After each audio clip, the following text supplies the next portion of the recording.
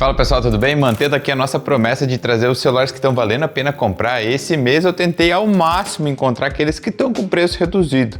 Eu confesso que está bem complicado de encontrar celulares de todas as marcas com preço que eu considero ok. Mas bora lá, segue a lista aí começando pelo produto de R$ 990 e fechando com o de R$ 2.700.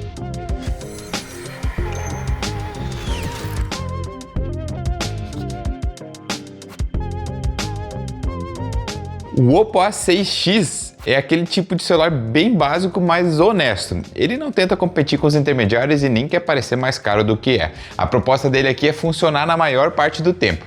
Para mensagens, para redes sociais, assistir vídeos, aplicativos do dia a dia, ele dá conta sem sofrimento. Principalmente porque a interface é muito levinha e bem otimizada, gente. A tela também segue a mesma lógica. Tem uma resolução mais baixa, porém com 120 Hz. Isso não transforma o aparelho em algo premium, né? Mas ajuda bastante naquela sensação de fluidez.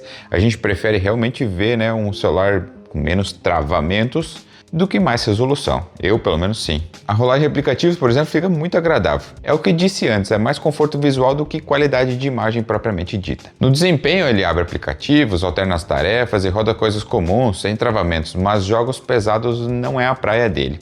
E câmera também é só o básico, tá?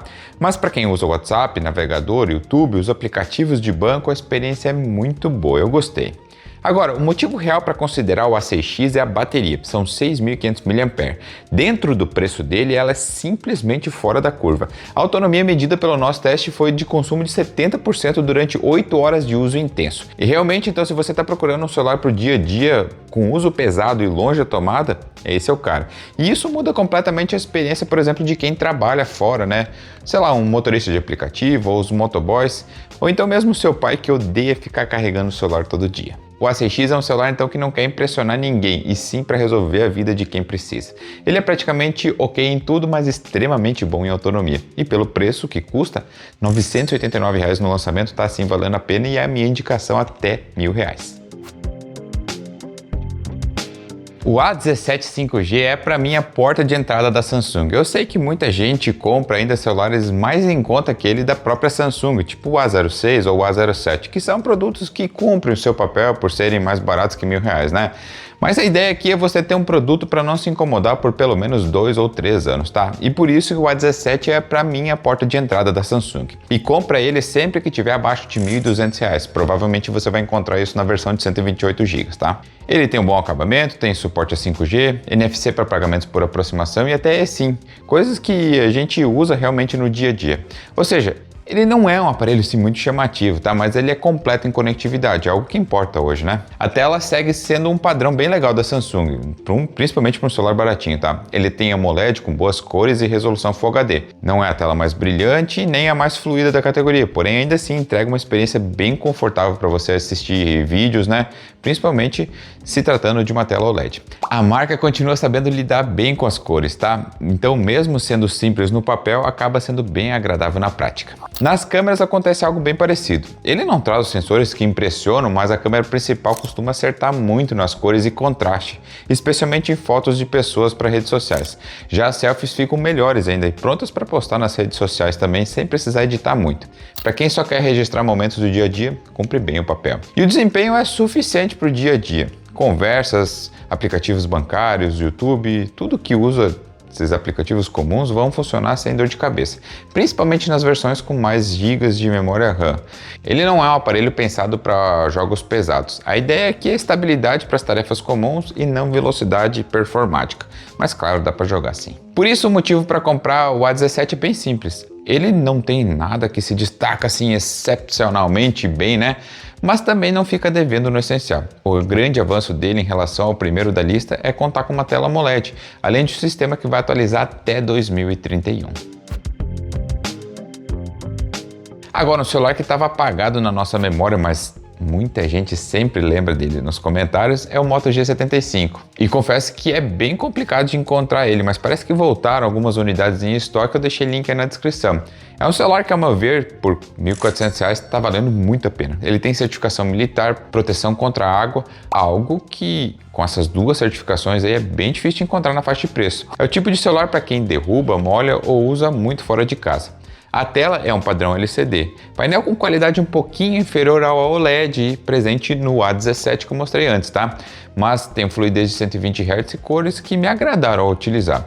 No desempenho ele já sobe bastante em relação aos modelos mais baratos. O processador segura bem multitarefa com tranquilidade, você pode abrir vários aplicativos sem precisar ficar fechando eles e até roda jogos sem sofrimento.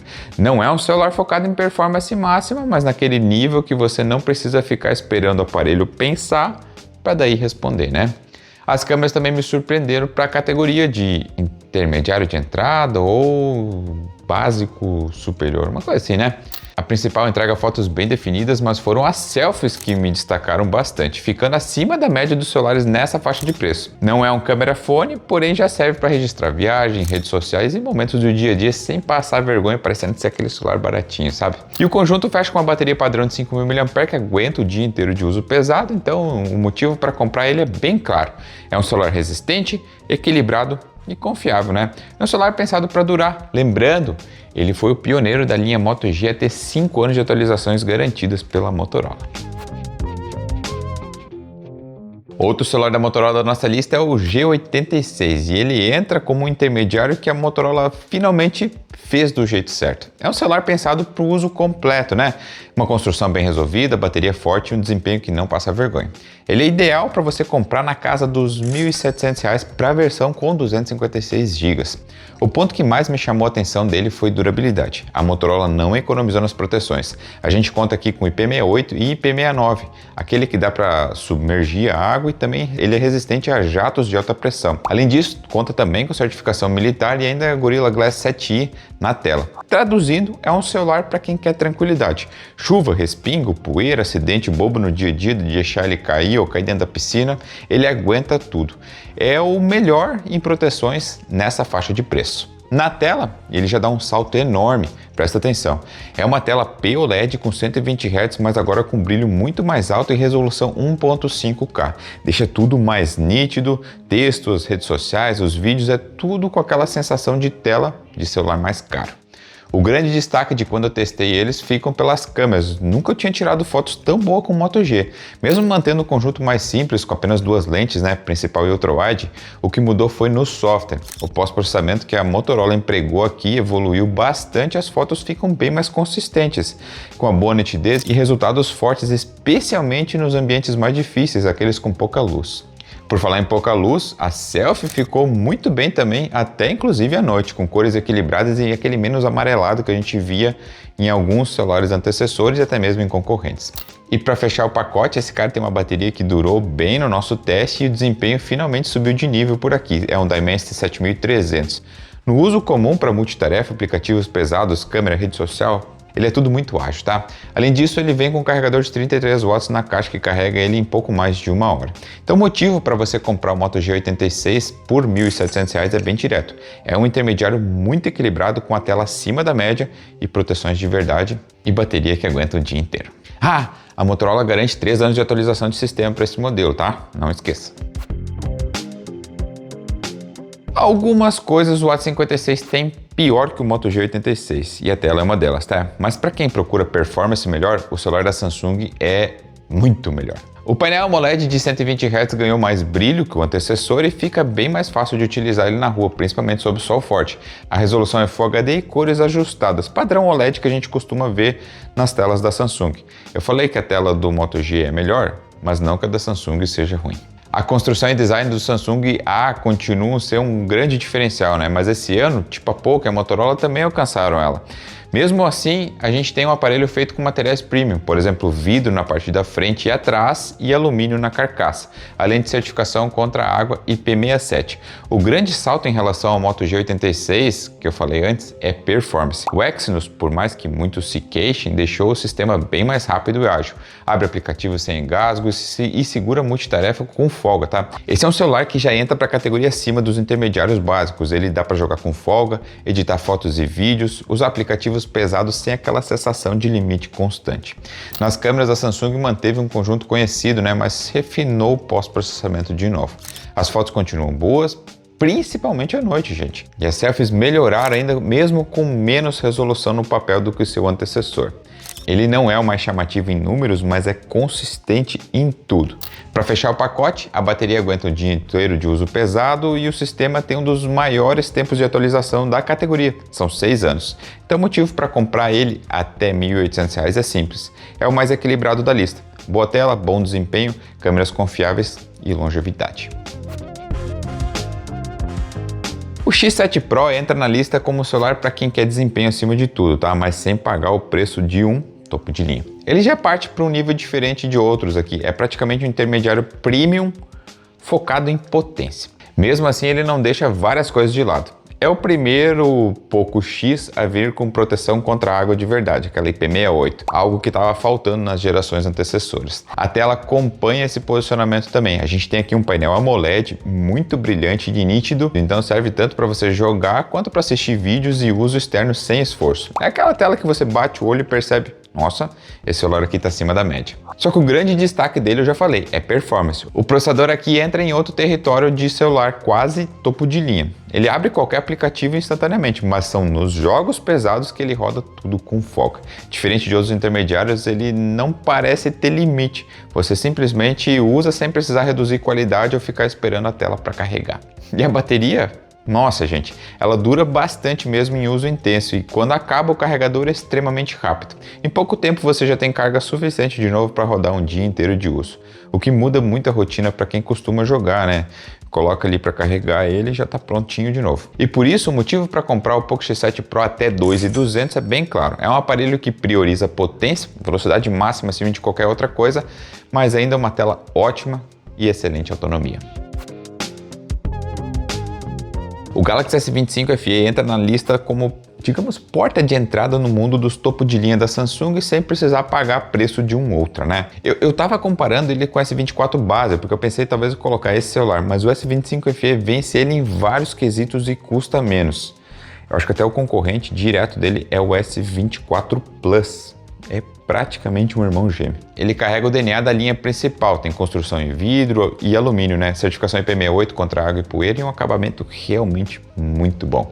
Na mão ele passa a sensação de celular mais caro, diferente dos intermediários tradicionais. A tela é exatamente também o que você espera de um modelo quase flagship. É um painel AMOLED grande e brilhante, cores intensas e excelente contraste. É uma tela que serve tanto para consumir conteúdo quanto para jogos, redes sociais, sem aquela limitação que você pensa assim, nossa, essa tela aqui realmente é boa, tá? Agora, no desempenho, ele muda de categoria e é ainda melhor do que o Poco X7 Pro. Ele tem um Exynos 2400 que entrega sim potência para qualquer tarefa, seja para editar vídeo, aplicativos exigentes, mas os jogos com tudo no máximo roda tranquilinho. Diferente dos intermediários que às vezes ficam naquele limite, né? A experiência é de topo de linha mesmo. O sistema roda muito bem, as animações são rápidas e você dificilmente vai se sentir engasgado por aqui. É o celular mais potente da lista. As câmeras seguem um padrão premium da Samsung. A principal tem 50 megapixels com ótimo alcance dinâmico. A ultra-wide mantém a consistência. É difícil da gente ver isso, tá? Uma ultra-wide acompanhando as cores da câmera principal. E a frontal segura tanto em fotos quanto em vídeo. Ele dá para fazer 4K a 60 frames tanto na câmera traseira quanto na frontal. E é aquele celular que você aponta, tira a foto e sabe que ela vai sair muito boa. E também é o celular aqui da lista com as melhores câmeras. E para fechar o pacote, a bateria aguenta o dia inteiro de uso intenso e ainda conta com carregamento rápido. Além disso, é o único a ter suporte de software de 7 anos de atualização. Então, por até 2.700, o S25 FE é a escolha certa para quem quer uma experiência topo de linha completa, mas pagando o preço de intermediário. E esse preço você vai conseguir comprar ele na versão de 128 GB de armazenamento. Essa foi a nossa lista de março com os melhores celulares para você comprar, que o preço tá condizente, tá bom? Faltou algum?